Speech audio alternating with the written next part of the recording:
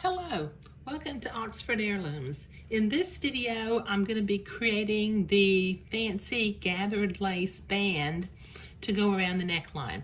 And as you can see, I've already done the neckband on the little girl's gown. So I'm going to set this aside and show you how this is done on the little boy's day gown. Okay, so I did some prep work before I actually got started. I had two fold lines in the back of the garment in order to create the buttonhole and button facing on the day gown. So I have pressed that down on both the right side and on the left side. So that facing is ready, for the buttonholes to be sewn onto it and the buttons to be sewn on the other side. Okay, so in order to do the fancy lace band around the neckline, I need to measure a piece of entredot that's just slightly bigger than the opening of the neckline. So I'm going to bring it around the garment, and when I get up here, I'm going to cut it so it's just slightly longer than the neck hole opening. Okay, now since I have to do a little bit of work on the entredot because I've got to sew the gathered lace to it, I'm going to set my day gown off to the side, grab my edging lace. Okay, let me zoom out just a little bit. Okay, now I need a piece of edging lace that's 1.5 times the length of the entredot. And 1.5 is 3/2, so I always measure this way. I fold it in half where I have 2/2 right here. And then I fold it one more time where I have 3 half lengths, and then I'll cut it. Okay, I can set my lace and my entredot off to the side. Okay, now then, before I gather the lace and sew it onto the entredot, I need to, with my embroidery scissors, I need to cut the batiste away from one side of the entredot. And then I will use a straight pin and gather or pull a header thread out of the lace and gather it until it's the same length as the entredot. So this will take me a minute to get these two things done and begin to sew the lace onto the entredot. So I'll be right back. Okay, so I have my lace gathered and my entredot is trimmed, and I have set my sewing machine to a zigzag and the appropriate stitch length and stitch width for sewing entredot. So let me see if I can zoom in here just a little bit. Nope, went the wrong way. Let's see if I can get the sewing machine in here. Okay, so I'm going to butt my lace up to the entredot on the right side, and I'm going to begin to zigzag this lace to the entredot.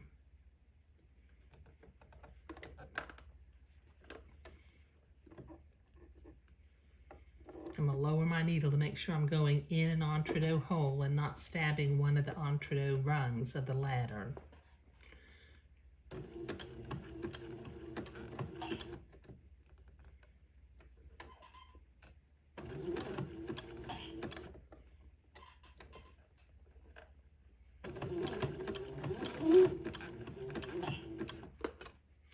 Sometimes getting started is the hardest part, because once you have the lace butted up and you have begun to sew the entredot or zigzag them together, the zigzag itself tends to pull the lace close to the entredot as long as you have it butted up fairly close.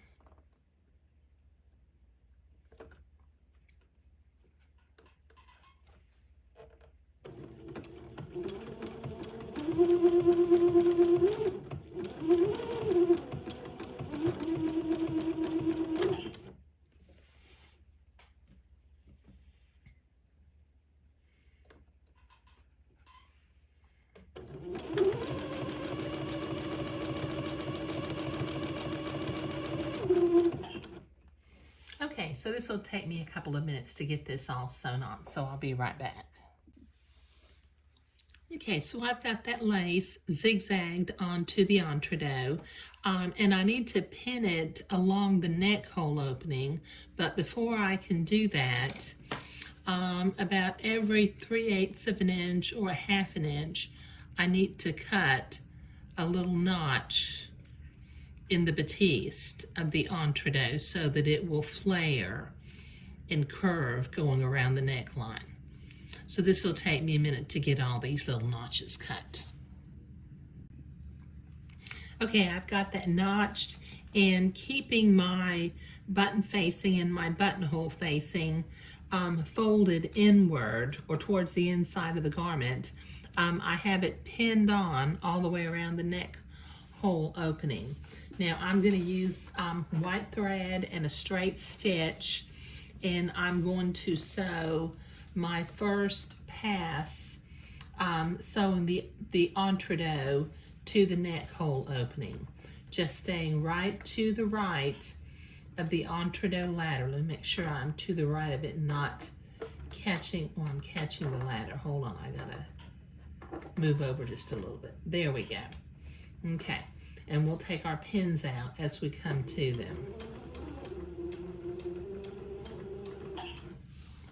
Let me see if I can zoom in a little bit.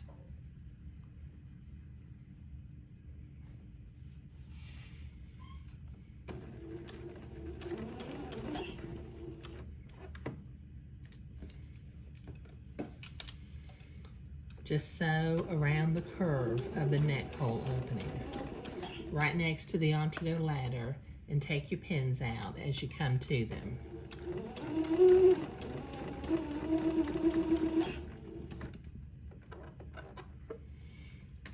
Okay, this will take me a minute to get all the way around the neckline.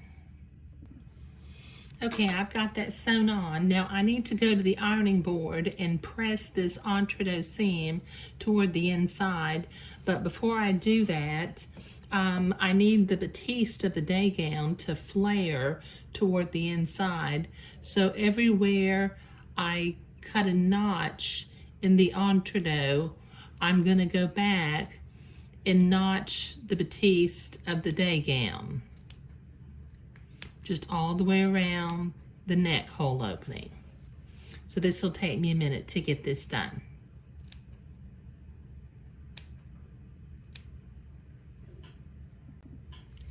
Okay, so I have that pressed towards the inside. I reset my machine to a zigzag and the appropriate stitch length and stitch width for sewing entredot.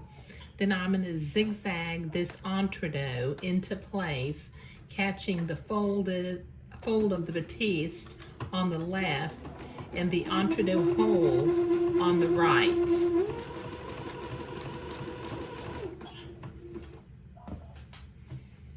Just go carefully just to make sure all those little notches stay turned under, and the entredot holes, you can see through them.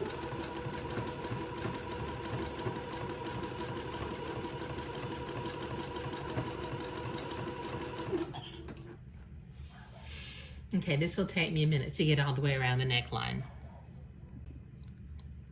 Okay, that's zigzagged on all the way around.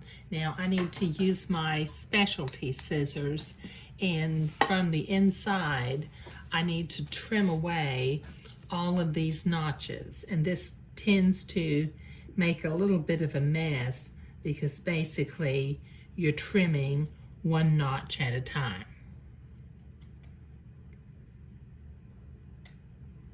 Just trim close to where you just zigzagged.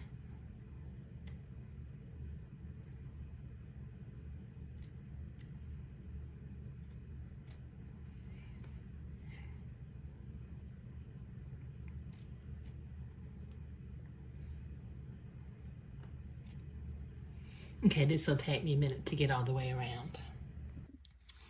Okay, I've got that trimmed all the way around on both of the day gowns.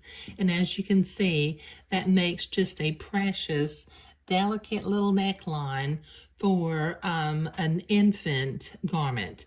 And I really feel like until children are about 2 years old, I don't like to make garments that actually have like collars, like Peter Pan collars or pointed collars, because children that young, sometimes they don't really have much of a neck.